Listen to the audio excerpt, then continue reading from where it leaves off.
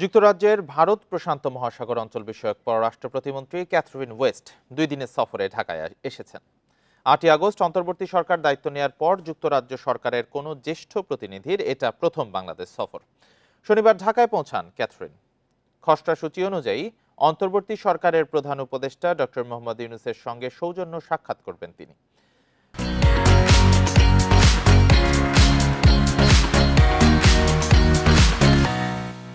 পাশাপাশি পররাষ্ট্র উপদেষ্টা তৌহিদ হোসেনের সঙ্গেও বৈঠক হবে। নাগরিক সমাজ ও গণমাধ্যমের সঙ্গেও তার মত বিনিময় করার কথা রয়েছে। গত জুলাইয়ে যুক্তরাজ্যের পররাষ্ট্র প্রতিমন্ত্রী হিসেবে দায়িত্ব নেন ক্যাথরিন ওয়েস্ট। পররাষ্ট্র মন্ত্রণালয় জানিয়েছে, শুভেচ্ছা সফর হলেও ক্যাথরিন ওয়েস্টের আলোচ্য সূচিতে ভারত মহাসাগরীয় অঞ্চলের কৌশল গুরুত্ব পাবে।